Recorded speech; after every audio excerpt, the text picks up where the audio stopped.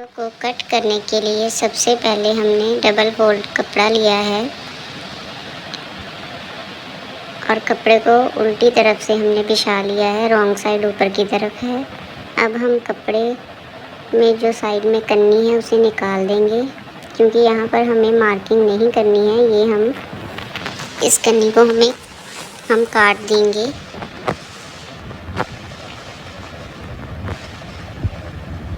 तो अब जितनी भी आपकी कमर है उसको आपको 4 से डिवाइड करना है, उसमें 2.5 इंच प्लस करना है।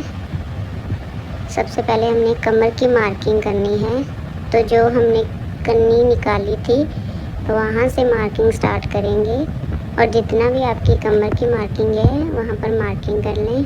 अब आसन के लिए जितनी भी आपकी हिप साइज़ है उसे 4 से डिवाइड करें और उसमें 2 इंच आपको प्लस करना है।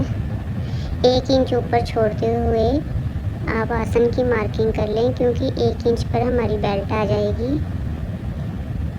जितना आपने ऊपर से लिया है कमर, उतना ही आप नीचे की तरफ भी मार्किंग कर लें।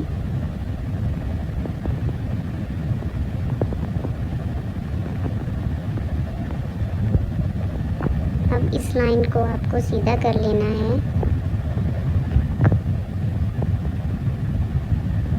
अब जहाँ पर आपने आसन की मार्किंग की थी वहाँ से आपको 2 इंच आगे की तरफ मार्किंग करनी है और इस तरह से आप हल्की सी इसे शेप दे दें।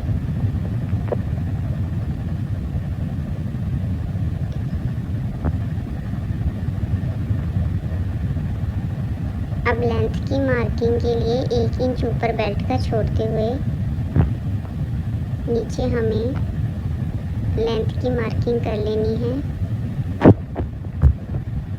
मेरी लेंथ यहाँ पर 35 है, तो मैंने मार्किंग कर ली है। अब 3 इंच हम एक्स्ट्रा मार्किंग करेंगे फोल्डिंग के लिए।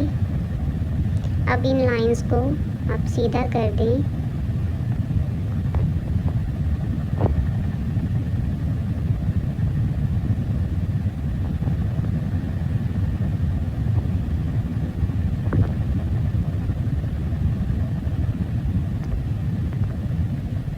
अब यहाँ पर आपने आसन की मार्किंग की थी वहाँ से नाप लें। जितना भी आपकी मार्किंग हुई है इतनी ही मार्किंग आपको नीचे वाली साइड भी करनी है।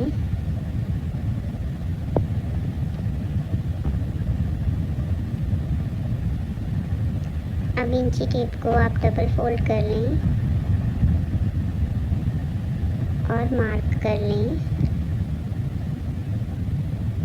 अब जितना भी आपने मोहरी रखनी है, जैसे मेरी मोहरी यहाँ पर 6.5 इंच है, तो 3.25 इंच मैंने एक साइड से मार्किंग की है और 3.25 इंच ही मैंने दूसरी साइड से मार्किंग की है। अब इस लाइन को भी सीधा कर लें और ऊपर से भी आपको इंची टेप को हाफ कर लेना है। यहाँ पर हमारी प्लेट्स आएंगी, तो मैं पौना इंच दोनों तरफ से मार्किंग कर लूँगी प्लेट्स डालने के लिए।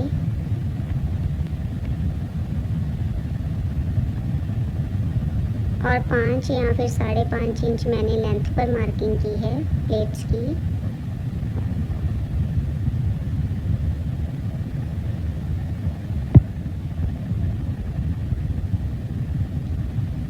अब हम इस तरह से शेप पट्टी के साथ इस पर मार्किंग कर लेंगे। यहाँ पर हमने नीचे की साइड मार्किंग की थी मोहरी के लिए। इस तरीके से आपको यहाँ पर मार्किंग कर लेनी है।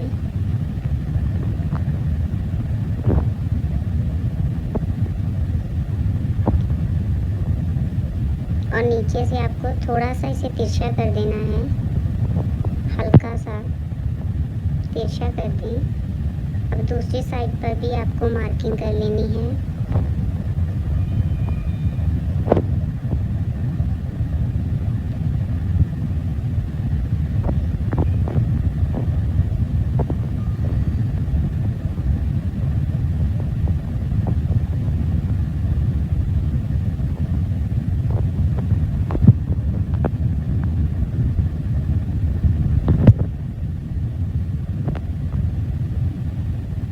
अब यहाँ से आपको हल्की सी गोलाई दे देनी है।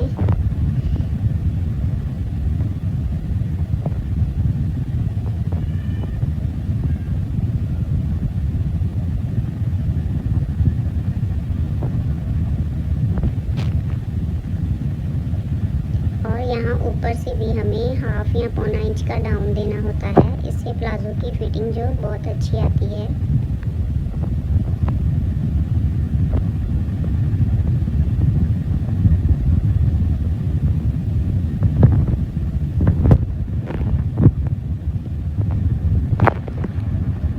अब हम इसे कट कर लेंगे।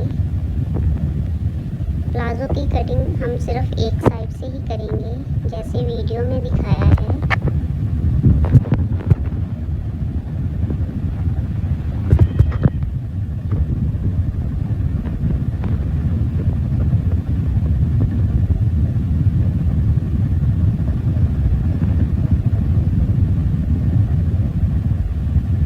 बस इतनी ही कटिंग अभी हमें करनी है। अब बैक पार्ट के लिए सबसे पहले ऊपर 2 इंच पर या फिर 2.5 इंच पर, जितना भी आप मार्किंग करना चाहते हैं कर लें। मैंने 2 इंच पर मार्किंग की है।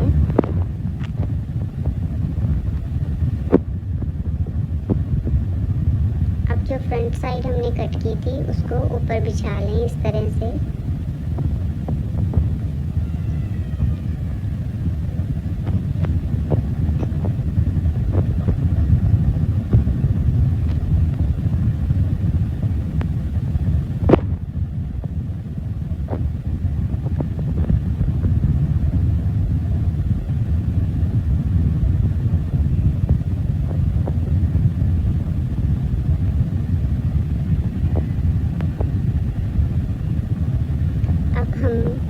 यहाँ पर 2-2 इंच आगे की तरफ मार्किंग करेंगे। फ्रंट पार्ट से 2-2 इंच आगे की तरफ मार्किंग करेंगे।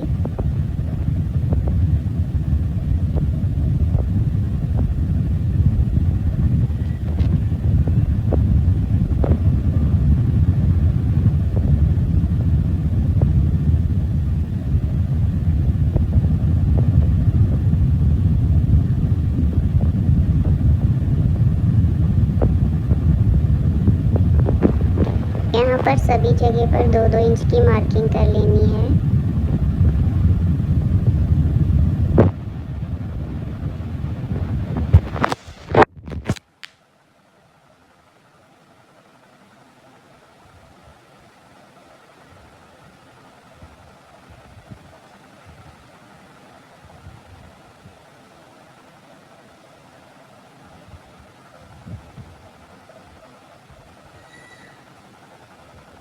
और इस तरीके से आपको यहाँ पर भी आसन की शेप जो बना देनी है। जो क्रोच एरिया है वो आपको इस तरह से उस पर मार्किंग कर लेनी है।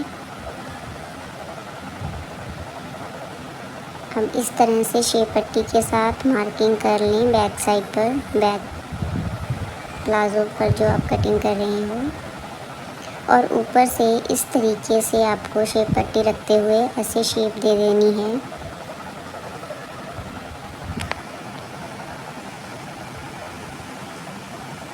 अब हम इसकी कटिंग कर लेंगे।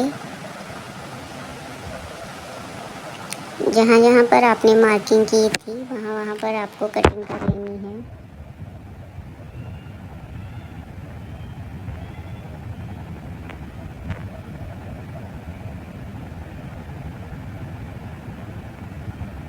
अब हम दूसरी साइड जो हमने कट नहीं की थी वहाँ पर भी कटिंग कर लेंगे और फ्रंट और बैक दोनों पार्ट की कटिंग करेंगे।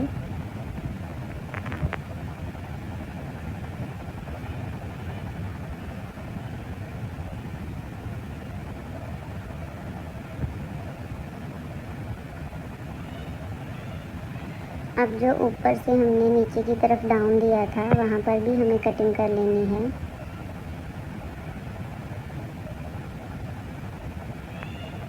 और आपको छोटे छोटे कट्स लगा लेने हैं।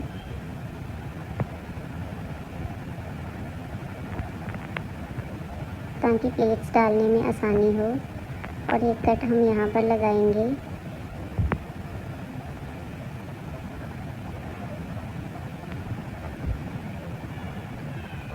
और इस तरह से हमारी जो प्लाज़ो की कटिंग है वो हो गई है।